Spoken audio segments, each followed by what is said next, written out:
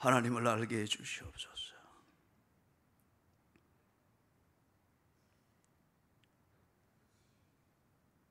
하나님을 사랑하는 것을 알게 해 주시옵소서.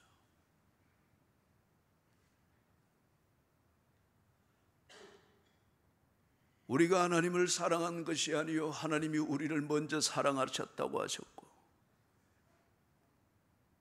그러기에 우리가 사랑을 알며 사랑할 수 있다고 하셨는데, 하나님이 우리를 사랑하실 때 이렇게 하지 아니하셨을 것입니다. 다 표현할 수 없는 사랑이기에 피가 터졌고 살이 찢어졌고 하늘 영광 보좌에서 주의 백성들이 처해 있는 지옥까지 내려오셨어요. 허우적거리듯 그렇게 주의 백성들을 찾으시던 성육신이 있었음에도 불구하고 그 은혜를 안다 말하지만 하나님을 사랑하는 우리의 사랑이라는 것에는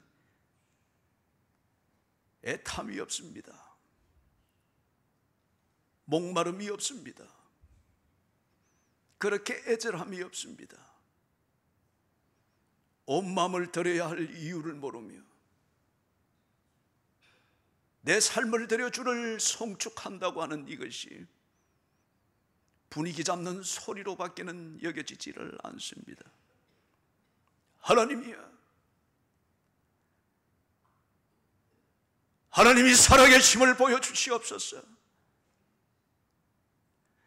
하나님이 살아계심을 보여주시옵소서. 진실로 우리의 이 사랑이라고 하는 것이 하나님이 받으실 만한 것이 되는지를 나타내 보여주시옵소서. 아니면은 모욕을 당하게 하시고 그렇게 해서라도 깨닫게 하셔서 하나님을 사랑하는 신앙생활이 되게 해주시옵기를 원합니다. 하나님, 이것이 참일 것 같으면 확신을 주시옵소서. 내가 사는 내 삶이 감동이 없으며 내가 하는 신앙생활이지만 내 신앙생활이 내게 감동이 되지 못하며 도전이 되지 못하며 힘이 되지 못하는 이 밋밋하고 주께서 그 입에서 토하여 내시리란 말씀은 바로 그 실체의 삶을 살진데 이것이 비참함이 아니고 뭐겠습니까? 주여, 우리를 비참함 가운데 내버려 두지 마옵시고 차든지 덥든지 하라 말씀하신 대로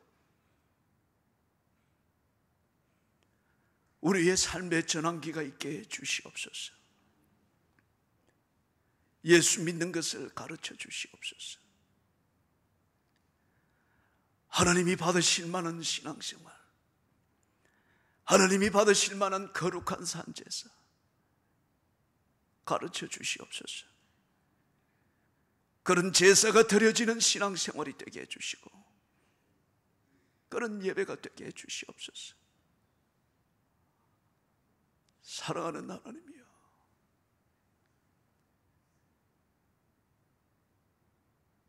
백마디의 말 이상을 우리가 들으며 해오며 다시금 되뇌이고 있습니다만 지금 우리에게 필요한 것은 이 점에서 하나의 증거입니다.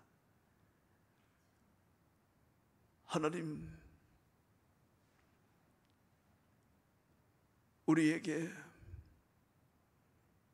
증거를 보여주시옵소서. 이 교회가 정말 주 앞에 설 만한 교회인지 확인할 수 있는 증거를 보여주시옵소서. 주님 마음에 품은 교회에 합당한 교회인지 증거를 보여주시옵소서. 교회의 머리 되신 예수 그리스도여, 주님이 때마다 시마다 나타내시며 가르쳐 주시지 아니하시면 주의 몸된 교회로서의 그 본질은 이루어갈 수 없습니다. 하나님,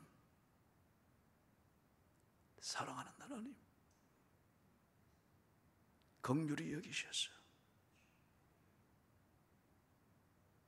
이 점에서 우리에게 증거를 나타내시고 우리를 비참함에서 구해 주시옵소서.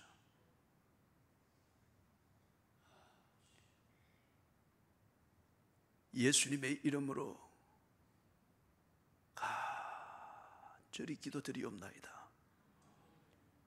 아멘.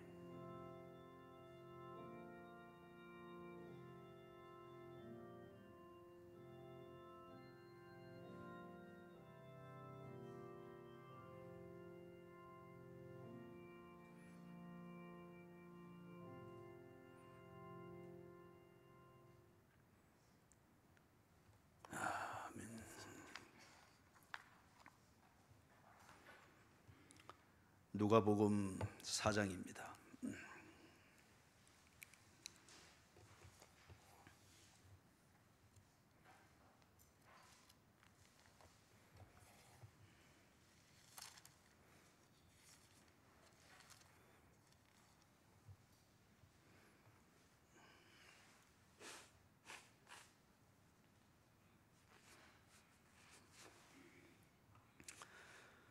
누가복음 4장 14절에서부터 30절까지인데 먼저 14절 15절 같이 읽습니다. 예수께서 성령의 능력으로 갈릴리에 돌아가시니 그 소문이 사방에 퍼졌고 친히 그 여러 회당에서 가르치심에 뭇사람에게 칭송을 받으시더라. 13절까지 있었던 예수님의 그 시험을 받으시는 것, 그런 다음 14절 15절에서 예루살렘으로 올라가시는 이 중간에 어떤 일들이 있었는가 하는 것에 대해서는 기록이 없습니다. 그러나 연결되는 데 있어서는 큰 문제는 없습니다. 성령의 능력으로 갈릴리에 돌아가셨다. 예수님이 세례를 받으시고 올라오실 때에 성령이 충만하셨고, 그리고 그 성령님께서 예수님에게 하신 것은 광야로 이끌어 가셨습니다. 예루살렘 또는 그 성전 꼭대기 그 이전에 광야로 이끌어 가셨고, 거기에서 어떤 신기한 그것을 보고 자신이 메시아라고 하는 것을 확인하는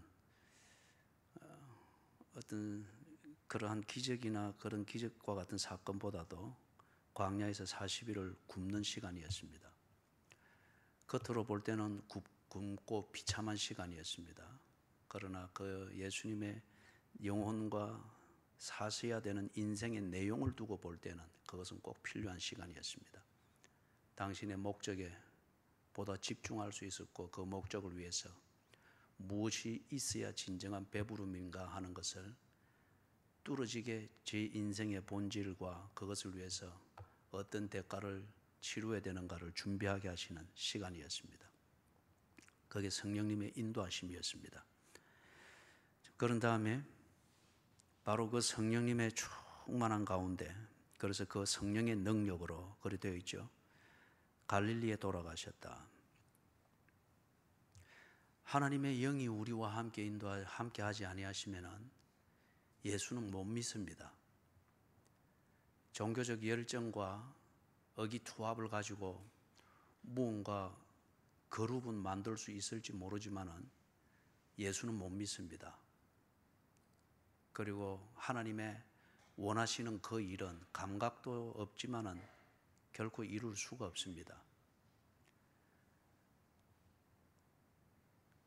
개인이 가지는 열정이든지 아니면은 두세 사람이 모인 그러한 친교와 화목한 교제, 그 모든 것이 다 필요하지만은 그러나 그러한 것들이 성령을 방해하지 않도록 해야 됩니다.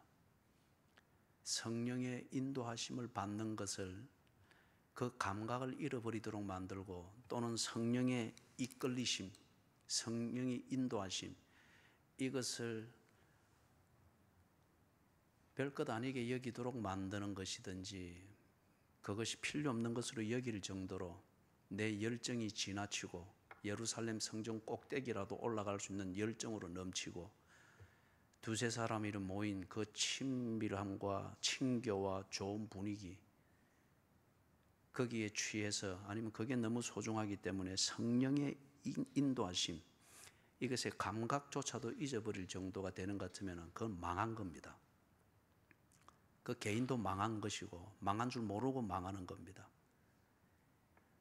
하나님의 일은 결코 볼 수도 없거니와 이룰 수 있다고 하는 것은 어불성설이 됩니다.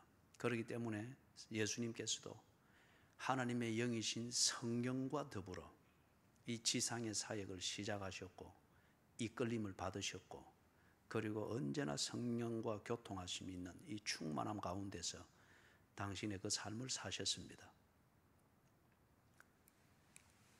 하나님의 영이 아니고는 하나님의 하시는 일을 알 수가 없다고 했지 않습니까?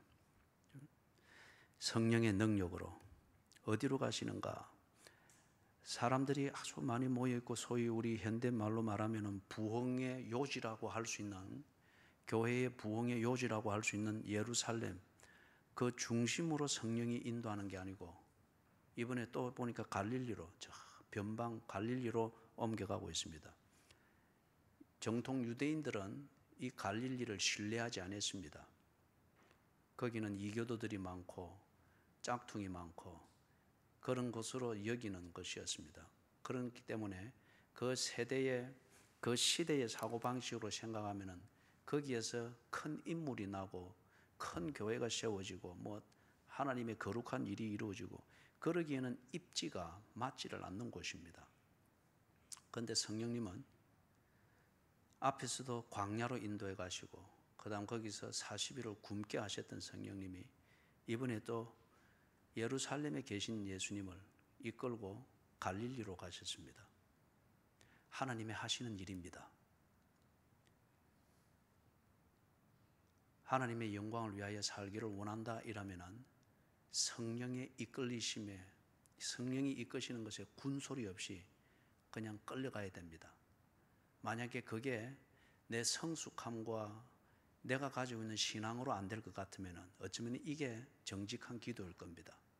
하나님, 하나님의 낚시 바늘로 내 코를 꿰 주십시오.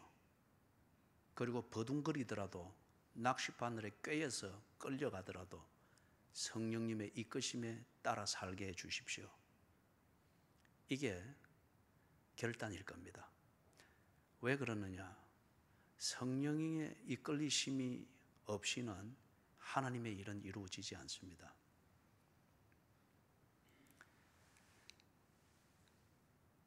우리들은 선택을, 주의 영광을 위하여 선택을 하라고 하면은 40일 동안 든든히 먹고 건강하고 그 다음에 예루살렘이라는 요지에서 모든 사람들이 다 보고 부러워할 수 있는, 성전 꼭대기에 올라갈 듯이 모든 사람들이 다 보고 부러워할 수 있는 그런 출세를 하여서, 그렇게 해서 내가 하나님의 사람이고 내가 하나님을 믿는 것임을 보란 듯이 선포도 하고 전도도 그렇게 할 것이다. 이게 보통 우리가 바라는 하나님의 영광을 위한 삶입니다.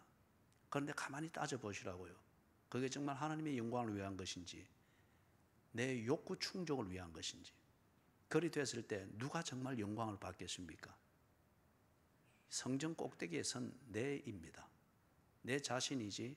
그럴 때 하나님의 영광을 위하여 하는 것은 나를 합리화시키는 사닥다리에 지나지 않습니다. 하나님의 영광을 위한 삶의 진솔한 면은 성령에 이끌리는 겁니다. 그런데 선택을 하라 이라면은 절대 자발적으로 성령께 이끌리지 않습니다. 낚싯바늘에 꿰어서라도, 성령이 던지는 낚싯바늘에 꿰어서라도 온몸의 고통을 받으면서라도 성령의 이끄심에 이끌려가는 것, 그게 축복입니다. 하나님의 영광을 위하여 사는 것, 이게 그리스도인의 삶인 것을 고백하는 것 같으면 우리가 이 면에서 신앙생활이든지 교회를 위한 헌신이든지 어떤 나름대로 가지는 신앙생활의 비전인데 이 면에서 실수 또는 고의적인 그러한 잘못을 만들어서는 안 됩니다. 하나님의 영광을 위하여라는 명분을 가지고 그렇게 되려면 내가 성전 꼭대기에 서야 되고 예루살렘이라는 이 검증된 자리에 있어야 되고 그리고 40일을 굶으며 하나님 앞에서 뜻을 물으며 금식하며 기도하기보다는 40일 동안 잘 먹고 잘 자고 건강을 비축하고 누가 봐도 복 받았다고 여길 만큼 기름이 번들어 흐르고, 그리고 광야가 아니라 어떤 그 궁궐 같은 그러한 집에서 다 출세를 해 있는, 그리 될 때 하나님의 영광을 위한 것이다. 성경은 이걸 가르치지 않았습니다. 우리가 하나님의 영광을 위하여 산다라고 하면은 이런 면에 있어서 생각이 같아야 되고 그래야만이 대화가 됩니다. 성경은 우리대로 광야로 가라고 하는데 우리는 계속하여서 예루살렘에서 주목을 받아야 되고 인기를 모아야 된다, 이 입지를 놓쳐서는 안 된다, 이렇게 될 때에 성령의 일은 우리 가운데서 이루어지지 않습니다. 때로 성령은 우리들을 하나님의 영광을 위하여, 네 정신이 너무 산만하고 욕심이 많으니까 굶으며 하나님의 하시는 그 일이 무언가에 집중해봐라. 안 먹고도 살 수 있다고 하는 것을 주님의 그 일에 집중을 하면서 한번 확인을 해봐라라고 하는데 우리는 더 잘 먹어야 된다고 합니다. 그리고 먹고 자느라고 시간이 없을 정도로, 그래야 사람들이 복받았다고 여기면서 하나님의 일에 관심을 보인다라고 우리 스스로 논리를 만듭니다. 이럴 때에는 그 당사자도 그렇지만은 그 교회나 가정에는 이미 기도의 줄은 끊긴 겁니다. 왜냐하면 성령의 이끄심이 아니지 않습니까? 예루살렘에서 갈릴리로 가셨습니다. 그리고 15절에 친히 그 여러 회당에서 가르치시며 무 사람에게 칭송을 받으시더라. 예루살렘에서든 갈릴리든 예수님이 사역을 하시고 성경을 읽고 가르치고 하나님을 믿는 신앙생활에는 아무 문제가 없었습니다. 단지 그 세대가 만들어놓은 종교적 틀 안에서 갇히게 되면은 예루살렘 아니면은 안 된다라는 그게 자기 생각일 뿐이지, 예수님이 예루살렘에서도 성령에 충만하셨고 갈릴리에서도 성령에 충만하셨고 예루살렘에서도 하나님의 말씀이 선포되게 되셨고 갈릴리에서도 기록된 하나님의 말씀을 통해 하나님의 말씀을 선포하고 있습니다. 그 다음 16절에서부터 19절까지 같이 읽습니다. 예수께서 그 자라나신 곳 나사렛에 이르사 안식일에 늘 하시던 대로 회당에 들어가사 성경을 읽으려고 서심해 선지자 이사야의 글을 들이거늘 책을 펴서 이렇게 기록된 데를 찾으시니 곧 주의 성령이 내게 임하셨으니 이는 가난한 자에게 복음을 전하게 하시려고 내게 기름을 부으시고 나를 보내사 포로된 자에게 자유를, 눈먼 자에게 다시 보게 함을 전파하며 눌린 자를 자유롭게 하고 주의 은혜의 해를 전파하게 하려 함이라 하였더라. 일단 것까지 먼저 읽습니다. 예수님이 나사렛 갈릴리 지역에 갔으니까 그 갈릴리 지역에 예수님이 나신 곳 그리고 자라신 곳 나사렛이 있죠. 고향을 들렸습니다. 그런데 고향에 들려서 가면은 고향에 들리면 뭐 할 일들이 많잖아요. 뭐 중마고도 만나겠고 어른들도 만나겠고 여기저기 불려다니면서 무슨 그런 것들이 군더대기들이 많겠죠. 그런데 거기 중요한 표현이 있죠. 안식일에 늘 하시던 대로, 이거는 예수님의 몸에 배어 있는 습관을 말합니다. 몸에 배어 있는 습관, 좋은 의미에서의 습관입니다. 하시던 대로 회당에 들어가서 성경을 읽으려고 서시며, 이 구절을 근거로 해서 도전을 하면 이렇습니다. 여러분, 주일날에 외지에 나가 있을 수가 있습니다. 모처럼 한번 휴가를 받아서 여행을 가고 그럴 수가 있습니다. 때로 피할 수 없는 참 의미가 있는 가정의 일로 인해서 주일날 교회에 오지 못하고 외지에 나가 있을 수 있습니다. 그게 늘 자주 되는 거 아니에요. 원래 대사라고 하는 것은 정말 가정의 대사는 큰 일이지 않습니까? 그런 큰 일이 가정의 대사가 1년에 한 서너 번씩 된다. 그럼 그 가정에 문제가 있는 겁니다. 우선순위가 정리가 안 된 거예요. 정말 일상의 삶의 자리와 삶의 패턴을 떠나서라도 챙겨야 될 가정의 대사는 1년에 한두 번, 어떤 면에서 두 번도 많은 거죠. 그죠? 그런 경우에는 여러분, 본교회 출석이 아니라 외지에 가서 그 대사에 위해서 가정의 일들을 하셔야만 되죠. 그럴 때에 휴가를 나가 있든지 가정대사로 외지에 가 있든지 어떤 다른 저런 일들로 인해서 또 출장을 가 있든지, 여기 예수님이 하셨던 것처럼 16절처럼 이게 늘 다 중심이 됩니까? 휴가를 갔을 때 특별히 어려울 거예요. 또는 가정대사를 때문에 가서 이래 집안 일들하고 하면서 다음 주일날 되었을 때에 예배를 드리기 위해서 챙기고 정리해서 딱 예배를 가고, 그런 다음 여행 일정을 계속 나가고, 아니면 가정대사에서 이래 할 때 또 주일 예배를 갔다가 돌아와서 다시 뭐 부엌 일도 맡은, 가정대사에서 자기가 맡은 일들을 하고, 이게 습관처럼 됩니까?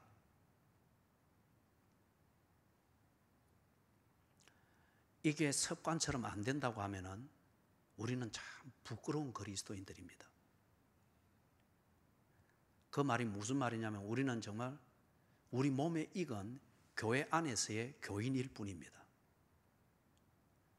어디에나 계시는 하나님을 온 마음으로 송축하고 경배하는, 이 사랑이 다 폭발되지 못해서 안타깝고 아픈 그런 그리스도인이 아직 되지를 못했다는 겁니다.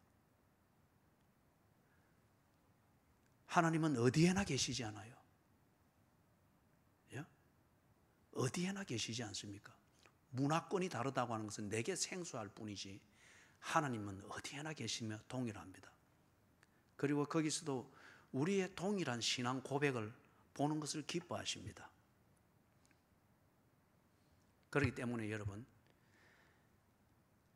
휴가를 간다, 가정대사 때문에 간다, 출장을 간다, 불가피 그렇게 해야 되는 때가 있습니다. 그런데 그게 주일 예배로부터 자유함을 누렸다, 휴가는 그런 의미가 아닙니다.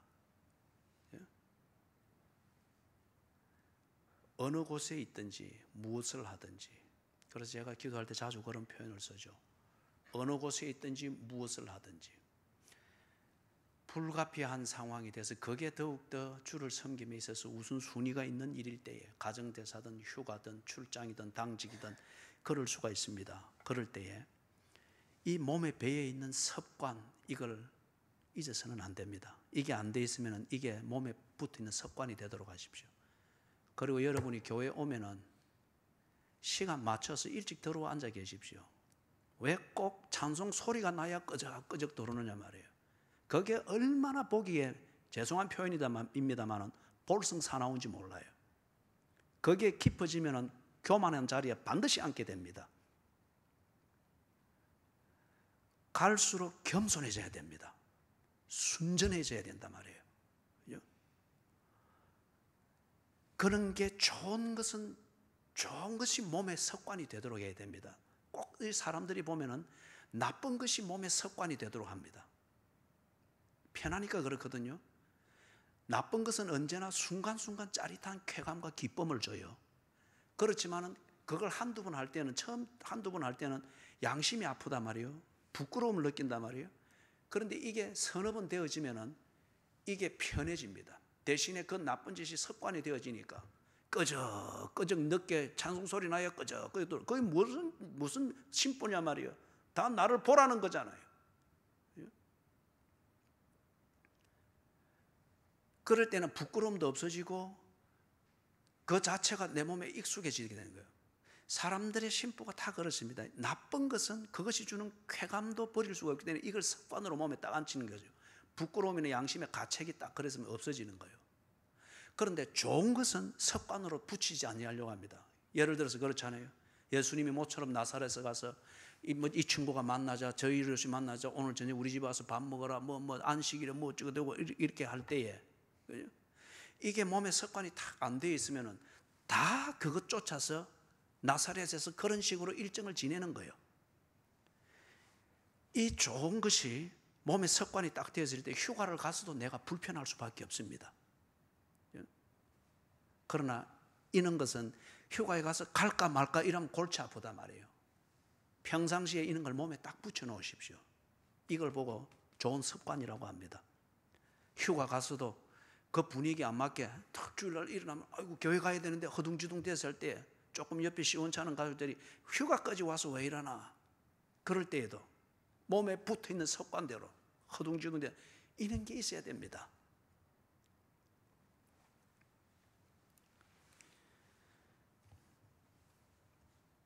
안식일에 늘 하시던 대로 회당에 들어가서 성경을 읽으려고 서심해. 당시 이 회당이 예배 드리는 장소였는데 이 회당에서 예배를 드리는 그 순서들을 어떤 예전을 드렸느냐, 사도행전이든지 복음서에서 우리가 그 근거들을 많이 볼 수 있는데, 회당에서는 당시에 우리 지금 목사로 일컬어지는 이런 사역자는 없습니다. 회당을 맡은 이 회당장이 있었어요. 그 회당장은 그 마을에서 굉장히 권위나 권력은 대단했습니다. 그런데 이 회당장이 예배가 있을 때에 성경을 읽고 하는 이것을 누구에게 맡기는가 하면은 아주 존경을 받는 사람이든지 아니면은 이 면에서 권위가 있다고 소문이 나 있든지 아니면 그런 사람의 방문객이 있을 때 그런 사람들에게 성경을 읽게 하고 성경을 설교하게 했습니다. 그게 회당에서 분명히 다른 데를 보면은 성경을 반드시 읽을 때에 뭘 읽는가 하면은 모세 오경을 늘 부분적으로 읽었습니다. 우리가 주일 예배를 드릴 때 맨 처음 시작할 때 예배에 부르면서 성경을 읽죠, 그죠? 그런 것처럼 그때는 모세 오경의 어느 부분들을 순수대로 늘 가면서 읽는 거예요. 그래서 3년이 되면은 모세 오경을 다 한번 읽게 됩니다. 그걸 읽고 난 뒤에는 그 다음에 설교할 본문을 읽고 그 설교를 하는데 그건 누가 하는가? 초청되어진 설교자가 이것을 하는 겁니다. 그런데 예수님이 지금 소문이 확 나 있으니까 지금 이날에는 예수님이 설교자로 초청을 받았습니다. 그래서 예수님이 그 설교를 읽는 자리에 섰습니다. 그러니까 선지자의 글, 이사야의 글을 드렸습니다. 예수님이 편 자리가 어디냐? 18절에서부터 나오는 여기죠. 여기가 이사야서 61장에 나오는 1, 2절에 나오는 그 내용입니다. 이것을 쭉 읽었습니다. 읽고 난 다음에 20절과 21절 같이 읽습니다. 책을 덮어 그 맡은 자에게 주시고 앉으시니 회당에 있는 자들이 다 주목하여 보더라. 이에 예수께서 그들에게 말씀하시되 이 글이 오늘 너희 귀에 응하였느니라 하시니. 18절, 19절 이사야서에 나오는 이사야가 선지자가 예언했던 이건 예언이죠. 유대인들이 이게 메시아에 관한 예언인 줄은 알고 있는데 이게 구체적으로 어떻게 되는가에 대해서는 그들이 모릅니다. 여기에 대해서 예수님이 설교를 했습니다. 설명을 한 거예요. 그게 뭔가 하면은 20절에 보니까 책을 덮어 그 맡은 자에게 주시고 앉으셨다. 그러면 그때의 설교는 앉아서 했습니다. 지금도 어떤 교회나 아니면은 미국이나 데 가면은 설교를 앉아서 하는 데가 있습니다. 자, 이때 앉으시니 이건 이제 설교를 시작한다는 거예요. 성경 본문을 읽을 때는 일어서서 읽었고 이건 하나님의 말씀 그 자체니까 그것에 대한 해석과 설명과 권면은 그걸 설교라 했죠. 앉아서 했던 겁니다. 그러니까 회당에 있는 자들이 다 주목하여 보더라. 설교자 예수님을 주목하면서 듣는 겁니다. 이게 지금 앉으시니 회당에 있는 자들이 다 주목하여 보더라. 그리고 21절에 이에 예수께서 그들에게 말씀하시되 이 글이 오늘 너희 귀에 응하였느니라. 예수님의 설교의 결론입니다. 이 글이 지금 앞에서 읽었던 이사야 선지자의 예언의 글이지 않습니까? 이 글이, 이 말씀이 오늘, 지금 이 말은 뭐예요? 예수님의 말씀을 듣고 있는 이 자리, 이 순간에 네 귀에 응하였느니라. 바로 지금 네 귀로 설교를 듣고 있는 이게 바로 지금 너희들이 읽었던 이사야 선지자의 응한 실체이니라. 다른 말로 말하면 뭡니까? 예수님이 이 설교를 하고 있고 그들이 주목하여 보고 있는 예수가 이 자리에서 이 일을 하고 있다는 이 사실이 바로 이사야 선지자가 예언한 메시아의 약속이 성취된 순간이라는 겁니다. 그렇죠? 자, 그러면 이사야 선지자가 예언했던 그 내용을 잠깐 간단하게 확인하면은 주의 성령이 내게 임하셨으니, 옛날 구약시대 때에 하나님께서 하나님의 일을 하도록 하기 위해서 사람을 세울 때에 기름을 부어서 구별했죠. 그죠? 그럴 때에 사람들은 이 사람은 하나님이 하나님의 일을 위해서 구별하여 세운 자라고 권위를 인정했습니다. 그런데 그 기름 부으심이 감람유도 아니고 그 전통으로 마련한 그런 기름이 아니고 무엇으로 지금 부어서 메시아를 구별한답니까? 주의 성령으로. 다시 말해서 주의 성령이 임하고 그 성령이 충만한 것을 볼 때에 그는 메시아라는 거예요. 성령에 이끌리고 성령의 주도권이 나타나는 그 사역을 하는 자가 있다면 그는 기름 부음을 받아 세움을 입은 메시아라는 겁니다. 지금 예수님께서 성령의 능력으로 그리고 성령에 충만하여 그분이 거하고 일하는 곳은 후지고 광야고 갈릴리고 뭐 굶고 이런 모습들이었지만은, 그러나 중요한 것은 그 일들이 무엇에 의해서 이루어진 거예요? 성령의 이끌림을 받아 그렇게 됐다는 거예요. 주의 성령이 내게 임하시면, 그 다음에 거기 뒤에 조금 전에 했던 해석이 틀리지 않은 것은 뒷부분에 보니 내게 기름을 부으셨다 그랬죠. 성령으로 기름을 부었었습니다. 감람유가 아니라 하나님이 기름을 부었다는 거예요. 그 이유는 뭐냐? 가난한 자에게 복음을 전하게 하시려고 한다. 구약시대 때도 그렇고 지금 예수님 당시에도 그렇고 가난한 자들은 모든 기본권으로부터 불합리하게 차단이 될 수밖에 없습니다. 회당에 가기도 힘이 들어요. 불합리하게 차단이 될 수밖에 없기 때문에 복음을 들을 수 있는 기회가 구조적으로 차단이 될 수밖에 없습니다. 그런데 메시아가 오면은 누구에게 복음이 전거된다고요? 가난한 자들에게도 복음이 전거된다는 거예요. 가난한 자들에게만이 아니라 사회적인 이런 차별 때문에 가난한 자들이 복음을 듣지를 못하는데 주의 성령으로 기름 부음 받은 메시아가 오면은 가난한 자든 부한 자든 병든 자든 건강한 자든 누구나 다 나와서 복음을 듣게 된다는 겁니다. 이 메시아가 가지 못할 자가 없다는 거예요. 그런데 그 가난한 자들이라는 이 속에 누가 있는가? 세 부류를 이야기합니다.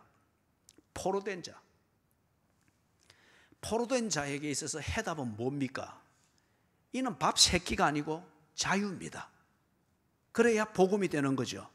눈먼 자에게 있어서 해답은 뭡니까? 그렇죠. 눈먼 자에게 뭐 안경을 몇 개를 맞춰주고 무슨 뭐 신상품이어도 이게 아무 필요가 없는 거죠. 보지 못하는 자에게. 눈먼 자에게 필요한 해답은 보게 하는 겁니다. 그게 복음이죠. 눌린 자, 이 억압당한 자를 말합니다. 억압당한 자에게 그 해답은 뭡니까? 더 이상 눌림을 당하지 아니하는 겁니다. 자신의 권리를 표현하고 권리를 추구할 수 있는 자유로움, 자유를 가지는 것, 이것이죠. 그래 이들이 가난한 자들이었습니다. 눌렸기 때문에 복음을 듣지 못합니다. 눈이 멀었기 때문에 복음을 보지 못합니다. 포로되어 있기 때문에, 구속당해 있기 때문에 자유케 하는 복음을 듣지 못합니다. 이들이 복음을 듣게 하도록 하기 위해서는 예수 믿으십시오, 헛된 말을 선포하는, 아무 내용 없는 것을 선포하는 이 문제가 아니라 이들의 가난을 풀어줘야 됩니다. 포로된 자에게 자유를, 눈먼 자에게 보게 함을, 눌린 자에게 그 억압으로부터 풀려나는 자유함을 주어서 복음을 듣게 하라는 거예요. 메시아가 오면 그렇게 한다고 하는데 이것이 이루어지는 그때가 언제냐? 19절 주의 은혜의 해라고 합니다. 이게 희년을 말합니다. 레위기서 25장에 보면은 이 희년이 나옵니다. 이 희년을 말하는데 이것은 경제적인 자유나 빚으로부터 자유케 해주고 신분, 노예가 된 신분에서 자유를 주는, 이 모든 자유를 주는, 이것은 그 정도의 자유로는 안 된다는 거예요. 그것으로서는 포로된 자에게 자유, 눈먼 자에게 보게 함, 억눌린 자에게 그 구속에서 풀려나는 자유롭게 되는 이것이 이루어질 수 없다는 거예요. 진정한 희년, 주의 은혜의 해는 뭐냐? 메시아가 오는 것이라는 거예요. 주의 성령으로 기름을 부음받은 이 메시아가 와서 희년이 되면은 이 사람들이 수양의 이 뿔을 가지고서 푹 부는 거죠. 푹 불 때에 이걸 보고 주빌리, 이 뿔 이름이 주빌리입니다. 그렇게 해서 희년이라고, 그런데 부는 소리와 함께 희년이 시작되는데 이것을 통해서 희년을 전파했는데, 그렇게 전파해서는 그것은 복음이 될 수 없다는 거예요. 그 뿔나팔 소리가, 그는 포로된 자에게나 눈먼 자에게나 억눌린 자에게 복음이 될 수 없다. 정말 그들이 복음을 듣는 그 전파함은 뭐냐? 주의 은혜의 해를 전파하는 그는 뿔나팔로 하는 것이 아니라 메시아가 와서 메시아의 입으로 증거하는 그 복음이라는 거예요. 그래서 이것을 전파하게 하라. 바로 이 이사야 선지자의 예언의 내용이 지금 설교를 하고 있는 이 예수님을 듣고 예수님을 보고 있는 이 자리에서 이루어졌다는 겁니다. 다시 말하면 지금 설교를 하고 있는 예수님 앞에 앉아있는 자들 중에 눈먼 자가 있고 포로된 자가 있고 억눌린 자가 있고 그런 가난한 자들이 있어 예수님을 듣고 있고 보고 있다고 하면 그들에게 지금 자유가 선포되고 있고 보게 되는 것이 선포되고 있고 그리고 억압에서 풀려나는 이 자유롭게 됨, 이것이 지금 선포되어지고 있다는 거예요. 오늘 너희 귀에 응하였느니라. 22절 같이 읽습니다. 그들이 다 그를 정언하고 그 입으로 나오는 바 은혜로운 말을 놀랍게 여겨 이르되 이 사람이 요셉의 아들이 아니냐. 이들에게 지금 못된 습관이 몸에 붙어 있고 이 습관을 못 벗어나고 있습니다. 그것이 뭐냐 하면은 늘 그들이 회당에 모여서 그렇게 늘 그 안식일에 예배를 드리고 설교를 듣고 예배 순서를 따라 듣고 딱 듣는 매너도 몸에 붙어 있지만은 그러나 그들의 마음은 절대 설교를 향해서 문이 열려 있지를 않습니다. 듣고 평가하고 귀로 즐기는 것뿐이었어요. 이게 그들의 못된 습성이고 체질이 되어 있는데 그게 지금 예수님의 설교를 들으면서 이게 그대로 나온 거예요. 그 입으로 나오는 바, 설교하고 있는 예수님의 입으로 나오는 말씀을 들을 때에 은혜로운 말, 말씀을 딱딱 쪼갠다. 때로는 감동이 된다. 어쩌면 저런 말씀을, 이 말씀을 이렇게 해석할 수 있을까? 서기관들이 하던 설교하고는 다르다. 지난주에 초청을 받아 했던 그 설교자하고는 정말 다르다. 그러나 여기까지입니다. 그 사람들은 하나님의 말씀을 듣고 그 뜻을 알기 위해서 설교를 듣는 사람들이 아니었습니다.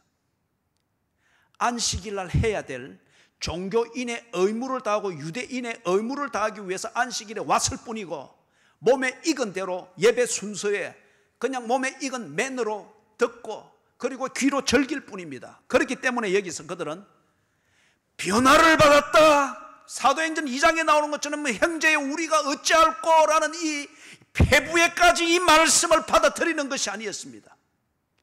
귀와 종교적 감성으로만 받아들여서 그렇기 때문에 여기서 놀랍게 여겼더라. 놀랍게 여겼더라. 이거는 절대 여러분 변화를 말하는 게 아닙니다. 은혜롭다. 우리 교회 와서 설교하면 들어봐라. 어떻게 하라 어떻게 하라 어떻게 하라 하지만은 당신이 그 설교에서 변했느냐 말이에요. 당신이 그 설교를 영혼으로 받아들이느냐 말이에요. 정말 그 설교 앞에서 몸부림을 치면서 이게 정말 하나님의 말씀인가 싶어 다시금 설교의 본문을 보면서 곱씹고 곱씹으면서 내 체질과 그 습관을 한번 바꿔보고 검증해 보려고 하는 그런 노력들이 있느냐 말이에요. 여러분들이 설교가 좋다 아니면 설교가 나쁘다고 하는 그 말의 의미는 뭐냐 이거예요.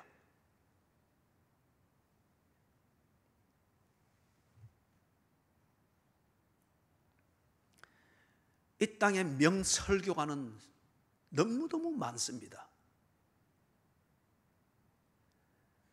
명설교라고 자랑하는 큰 대형 교회들이 얼마나 많은지 모릅니다. 어제 만났던 수영로 교회 교인들이 그렇게 합니다. 수영로 교회는 1년에 2,000명씩 증가한대요. 등록하는 교인이 1년에 7,000명이랍니다. 5,000명이랍니다. 그 중에 정착하는 교인이 2,000명이랍니다. 이게 약 한 지금 5년 동안 이어져 왔다는 거예요. 통계 숫자는 그렇게 많을 겁니다. 그렇지만은 그 교회가 등록교회에서 5만 명이라는 이 맨파워는 그것이 지금 부산을 어떻게 지금 5만 명이 되어 있는 그 맨파워가 나타나고 있느냐 이거예요. 설교 좋다고 난립니다. 와서 들어보라고 난립니다. 그러나 거기까지예요. 2,000명을 정착시킬 수 있는 그 사람들이 놀랍게 여기면서 거기에 정착해 있겠는데, 그러나 그들의 영혼은 이 뒤에 전개되는 것을 보면 압니다. 예수를 인정하지 않습니다. 설교 시간에 감동을 주고 놀랍게 여기고 정신이 들게 만들고 어떤 면에서는 당신의 설교를 듣는다고 하는 것이 우리에게 자부심입니다. 어떤 이런 면에서 자부심을 가지도록 만드는 그런 정도에서 놀랍게 여기고 그렇게 할 수 있을지는 모르지만은 거기까지입니다. 그 이상으로 그들에게 설교는 의미가 없습니다. 그렇기 때문에 지금 23절 이하에서 이 일들이 일어나는 거예요. 23절 같이 읽겠습니다. 예수께서 그들에게 이르시되 너희가 반드시 의사야 너 자신을 고치라 하는 속담을 인용하여 내게 말하기를 우리가 들은 바 가버나움에서 행한 일을 네 고향에서도 행하리라 하리라. 24절 또 이르시되 내가 진실로 너희에게 이르노니 선지자가 고향에서는 환영을 받는 자가 없느니라. 22절에 보면 그들이 놀랍게 이르러서 뭐 겉으로 볼 때는 은혜 받는 것 같습니다. 그렇지만 그게 아니죠. 그 뒤에 보니 이르되 이 사람이 요셉의 아들이 아니냐. 이 말은 뭐예요? 이 요셉의 아들이고 자랄 때 우리가 보았고 이렇게 다 우리가 똑같은 사람인데 어떻게 이렇게 이야기지? 어떻게 이럴 수 있지? 또는 소문이 쫙 지금 들리고 있으니까 요셉의 아들이 아니냐. 그것을 예수님이 들으면서 예수님은 참 이런 면에서 어떤 면에서는 참 냉정하신 분이었습니다. 놀랍게 여겨서 은혜로운 말입니다. 어떻게 이래 할 때에 그 분위기 자체가 얼마나 은혜롭고 설교 후에 그게 얼마나 감동스럽겠어요. 밥 한 그릇을 먹어도 얼마나 감동스럽고 와서 예수님 은혜 받았습니다 이래 할 때 얼마나 예수님이 참 마음의 위로가 되겠어요. 그러나 예수님은 어떤 이런 면에서 냉정한 분이었습니다. 그들의 그 중심을 본 거예요. 요셉의 아들이 아니냐. 놀랍게 여기서 호들갑은 떨고 있는데 그러나 전혀 그들의 영혼은 적셔지지를 아니했습니다. 그래서 예수님께서 그런 놀랍게 여기는 그것을 호들갑을 떨고 하는 이것에 조금 더 동요됨이 없이 하시는 사역에 그 초점에 맞추어서 그들에게 반응을 하십니다.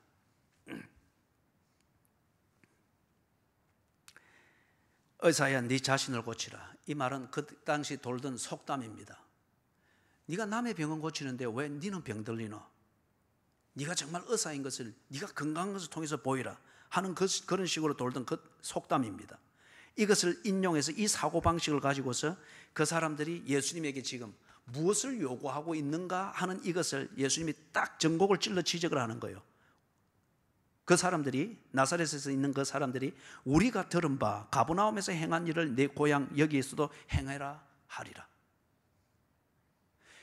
지금 여기 우리 누가복음에서는 이것을 생략하고 지금 바로 여기 정리가 되어 있는데 마가복음 2장 하고 이쪽 보면은 예수님께서 시험을 받으시고 난 다음에 이쪽 나사렛으로 가는 이 행로가 있기 전에 가버나움에 들리셔서 가버나움에서 큰 기적들을 행하셨습니다.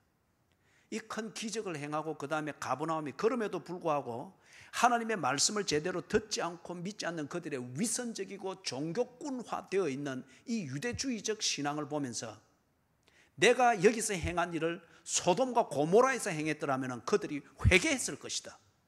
그만큼 너희들이 위선적이고 멸망받을 수밖에 없는 그 체질에 굳은 살 앉은 것처럼 그렇게 너희들이 완고해져 있다. 이걸 했거든요. 그렇기 때문에 지금 이 사람들이 예수님께서 그것을 전했던 메시지는 전혀 관여하지 않고 거기서 병자를 고치고 그 다음에 기적을 행했던 이것에 대한 소문만 듣고 그에 대한 관심만 있는 거예요. 그런데 이걸 듣고 이 사람들도 가버나움에 있는 사람들 못지않게 완고하고 패역한 사람들이었습니다.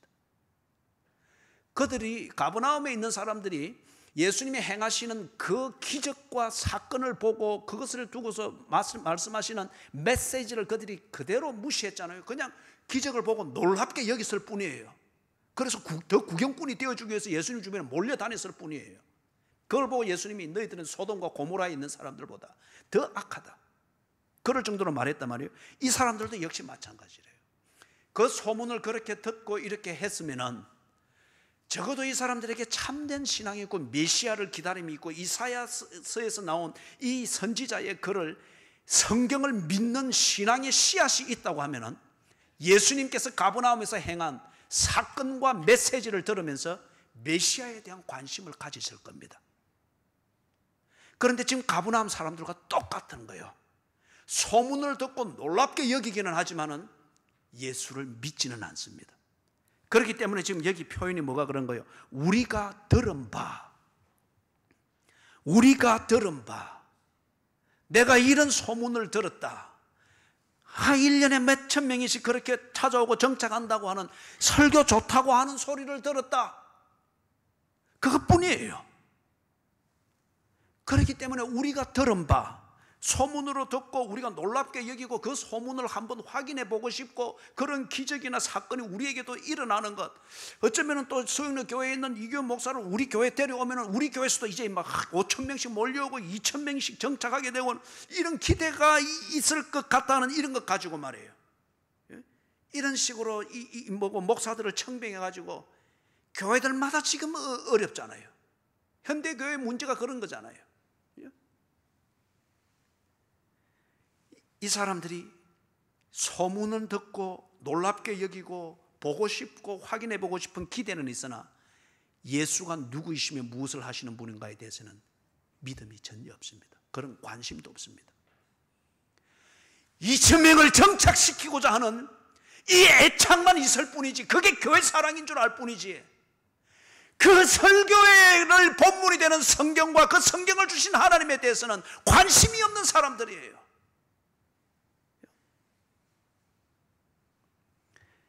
그래서 가버나움에서 행한 일을 네 고향 여기서도 행하라 하리라. 이 나사렛 사람들의 관심이라는 거예요. 예수님이 이걸 바로 전곡으로 찔러버리는 거예요. 그러면서 24절에 선지자가 고향에서는 환영을 받는 자가 없느니라. 내가 이런 일에 대해서는 그렇게 당황하거나 놀라지 않는다. 상처받지 않는다. 이거는 세상살이에서도 보편적이다.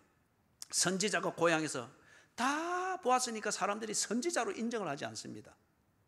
그냥 우리와 똑같이 컸고 그렇게 이런 과정을 다 봤으니까 그 선입관, 이것에 딱 고정관념이 되어가지고 선지자가 되어 선지자로서 하는 그 메시지와 사역의 의미를 새겨보려고 하지를 않는 거예요. 그러면서 25절, 26절, 27절에서 이 사람들이 이런 사고방식과 이런 종류의 소위 말해서 신앙이라고 하는 것을 가지고 있을 때에는 상처를 받을 수밖에 없는 설교를 예수님이 다시 하십니다. 그게 뭔가 하면 엘리야의 이야기와 엘리사의 이야기인데, 이거는 이스라엘이라고 해서 그 기적과 은혜들이 그들에게 다 혜택이 주어진 게 아니다. 이스라엘이라고 자만감에 빠져 있었으나 엘리야를 통해서 하나님의 은혜를 입은 자는 한 명뿐이었다. 엘리사를 통하여서 신유의 은혜를 입은 자도 한 명뿐이었다. 이 말은 뭐냐? 너희들이 유대인이고 너희들이 관심이 크고 뭐 설교를 들으면 놀랍게 여기면서 뭐 분위기 만들고 2,000명이라도 올 수 있는 분위기를 만드는 것에 꾼으로서 그런 분위기 만드는 것에 아주 익숙해 있고 그게 신앙인 것처럼 여기는데, 미안하지만은 하나님은 그들을 상관하지 아니하였느니라.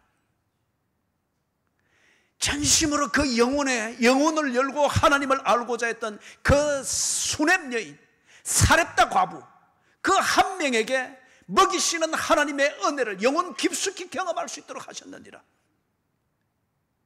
고치시는 하나님의 그 은혜, 하나님을 향하여서 또는 그것에 대해서 잘 알지는 못하지만 영혼을 열고 중심을 열었던 나만 장군 한 명에게 문둥병이 낫는 하나님의 은혜를 경험하게 하였느니라. 너희들이 유대인이라고 해서 몸에 익은 나쁜 습관, 종교꾼의 습관을 가지고 분위기 만들고 놀랍게 여기고 뭔가 소문을 가지고 일어나는 것, 그래서 기적을 만들고 뭐 구경꾼의, 그런다고 해서 너희들이 정말 하나님의 보내신 메시아의 약속이 성취되는 것을 볼 것이라고 생각하지 마라.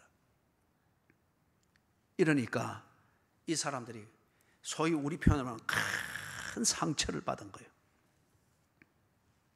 28절 같이 읽습니다. 회당에 있는 자들이 이것을 듣고 다 크게 화가 나서 29절 일어나 동네 밖으로 쫓아내어 그 동네가 건설된 산 낭떠러지까지 끌고 가서 밀쳐 떨어뜨리고자 하되. 왜 설교를 듣고 화가 날까요? 예수님의 설교입니다.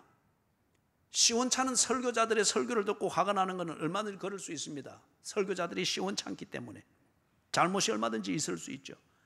그런데 여러분, 그게 굳이 설교에 문제가 있기 때문이라기보다도 이 세상 사람들의 체질입니다.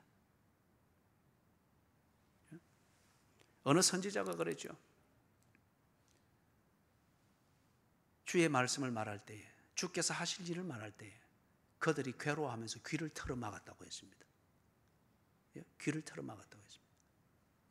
듣고자 하는 얘기가 아니었기 때문에 귀를 틀어막았다고 했습니다. 예수님이 설교를 했는데 사람들이 왜 이렇게 화를 낼까요? 화가 났는데 어느 정도까지 화가 났습니까? 예수님을 죽이려고 했습니다. 죽이되 그들의 관습대로 죽이려고 했습니다. 동네가 서 있는데 이 마을이, 이 지금 회당이 있는 이 마을은 절벽 위에 이렇게 서 있는 것 같습니다. 그래서 그 동네가 건설된 절벽이라 낭떠러져 있죠. 그까지 밀고 가서 사람들이 밀어서 낭떠러지 스스로 떨어지도록, 그게 그 관습이었습니다. 직접 손을 대거나 이러면은 율법적으로 살인이 되니까 그렇게 하려고 했습니다. 사랑하는 여러분, 이 면을 두고 건강한 신앙생활, 건강한 교회를 위하여서 여러분이 깊이 생각을 하시길 바랍니다. 그리고 성숙되기를 바랍니다. 성숙되기를. 그런 부분에 대해서는 이전에도 많은 말을 해왔고 앞으로도 많은 말을 하게 될 겁니다. 분명한 것은 예수님이 설교를 해도 화가 나는 이 일이 있습니다. 하물며 인간 설교자가 설교했을 때 왜 화나는 일이 없겠습니까? 문제는 그럴 때에 설교자는 그 현상을 보면서 자기 설교를 돌아보아야 됩니다. 그리고 자기의 태도를 돌아보아야 됩니다. 반면에 설교를 듣는 교인의 입장에서는 화가 날 때에 관리할 수 있어야 됩니다. 안 그러면 그 화난 것으로 인해서 예수를 죽이려고 몰아붙이듯이 반드시 그렇게 되게 되어 있습니다. 그런데 30절 같이 읽습니다. 예수께서 그들 가운데로 지나서 가시니라. 예수님께서 이 상황에서 싸워야 될까 피해야 될까 고민을 하셨으리라 생각을 합니다. 싸워서 이것들을 한꺼번에 그냥 겉옷 한 벗어 휙 저으면 퍽 다 쓰러지고, 예수님 그 일을 왜 못 하겠습니까? 풍랑이는 바다도 잠잠하라 하니 한순간에 잠잠해졌는데 왜 못 하겠어요? 그죠? 그렇게 하는 것이 하나님의 뜻을 이루는 것일까? 아니면은 이 자리를 피해서 이들이 앞으로 더욱더 복음을 들으면서 자기를 돌아볼 수 있는 시간을 가지게 해주는 것이 하나님의 뜻을 이루는 것일까? 우리 상상에 좀 고민을 안 하겠습니까? 예수님께서 여기서 그 사이를 지나 조용히 피해 가십니다. 이거는 신비입니다. 신비입니다. 그러나 이들이 이 예수님을 손댈 수가 없었습니다. 일전에 한번 제가 제 경험을 한번 이야기를 했죠. 그 이야기만 드리고 마치겠습니다. 모든 장로들이 다 나가야 된다고 할 때, 그리고 중직자들의 상당수가 거기서 그걸 할 때, 제가 겁이 나거나 두렵거나 황당하거나 그런 것은 전혀 아니었습니다. 단 하나, 어느 것이 올바른 처신일까? 무엇이 교회를 위한답시고 내가 사역을 하고 이 고생을 하고 있는 이것의 일관된 결정이고 처신일까? 그래서 고민을 하다가 교단의 선배가 되는 한 목사님에게 이메일을 보낸 겁니다. 저는 그분과 딱 한 번 보았습니다. 그래서 저에 대해서 잘 모르는 분이죠. 그래서 혐의를 만든 그 내용을 그대로 스캔을 떠서 이메일을 붙여, 거기에 내가 설명 하나도 붙이지 않고 그대로 돼서, 그리고 딱 두 줄, 목사님이라면은, 목사님이 지금 이런 경우를 당했다면 어떻게 하시겠습니까? 딱 이 두 줄 써가지고 보냈습니다. 이틀 뒤에 답장이 왔습니다. 때로 교회를 위한답시고 하는 것이 교회를 어렵게 만드는 경우가 있습니다. 그래, 끝이었습니다. 그리고 저는 딱 방향을 정했습니다. 방향을 정했고 그 다음에 노예에서 뭐 이야기하는 대로 일을 그냥 그렇게 알아서들 하시라고 다 그렇게 정리를 했습니다. 그런데 여러분, 그걸 통해서 여러 가지 어려움은 있으나, 그러나 중요한 것은 교회가 바로 정리되어져 가고 있습니다. 시간은 걸리겠지만, 그죠? 그 많은 크기에 기대했던 만큼의 크기는 안 된다 할지라도 그 그릇에 맞도록 교회는 정리되어 갈 것입니다. 그리고 나와 있던 32명, 나름대로 효시가 되어서 교회가 하나 세워져 가고 있습니다. 정말 여러분들이 좋은 체질에, 좋은 습관이 몸에 붙은 그런 교인들이 되기를 바랍니다. 놀랍게 여기니라, 이런 분위기 잘 만드는 교인들 말고요. 지금 이 사람들이 왜 이렇게 예수님에 대해서 악감정이 확 생겨서 죽일 정도까지 이렇게 됐는가 하면은, 이 사람들은 일명 거기 있습니다. 가브나움에서나 그런데 엉뚱한 외지에서 그러지 말고 이 고향에서도 그런 걸 보여가지고 여기에 좀 이름이 나게 해라. 그리고 우리에게 어떤 이러한 것들을 좀 보여서 우리와 같은 편이 돼서 어떤 이게 되자, 어떤 이런 식이에요. 근데 예수님이 그런 거 하자고 온 게 아니잖아요. 그러니까 이 사람들이 거기에 엎친된 덧친격으로 확 감정이 상한 겁니다. 이 얘기를 조금 더 이해를 하기 위해서 하나만 더 얘기를 하고 마치겠습니다. 시드니에서 좀 주말에 목회를 할 때 아주 어려운 그 사람들을 데리고 이래 목회를 이래 했습니다. 그 사람들이 돌아다니면 교회마다 다 문제가 되기 때문에 딱 그 가정 13가정 딱 해가지고, 근데 이분들이 처음에 막 예배 마칠 때마다 제 설교에 막 환호했어요. 환호해가지고 그럼 뭐 그 어떤 사람은 당장 3주 안에 100명 됩니다 해서 막 이래 샀다고 막. 그러면서 거기에 한 좀 그 아주 영향력 있는 그 큰 집안의 어른격 되는 그분이 그런 식사를 저희 부부한테 대접을 하면서, 그러고 이제 그분은 아주 뭐 편안한 마음으로 그 말을 그래 우리 아내한테 했어요. 제 아내한테. 이제 사모님이 제 말을 잘 들어야 됩니다. 그 놀래가지고 그러고 보니까, 그래야 교회가 평안하고 우리 목사님도 대우도 잘 받고 그리고 교회가 이래 커가는데 어려움이 없을 겁니다. 사모님이 제 말을 잘 들으면 제가 모든 교인들을 다 무마시키고 하여튼 목사님 하자는 대로 다 되도록 할 테니까 사모님이 잘 해야 됩니다. 그래 집사람이 평상시는 멍청한데 그때는 총기가 팍 살아나가지고 딱 정색을 하면서, 내가 왜 장로님 말을 들어요? 우리 목사님 말을 들어야지요.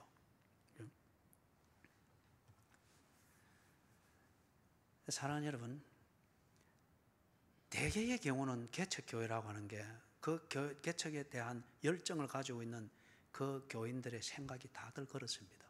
대개는 그렇습니다. 예수님이 그렇게 하지 않겠다는 거예요. 나사렛 사람들에게 그렇게 하지 않겠다는 거예요. 그들을 미워해서도 아니고 그거는 사역이 아니기 때문에. 그런데 이 나사렛 사람들이 그것 때문에 확 뒤집어진 겁니다. 뒤집어진 거예요. 그래서 제가 바로 그 장로님한테 엄청난 모욕을 받았잖아요.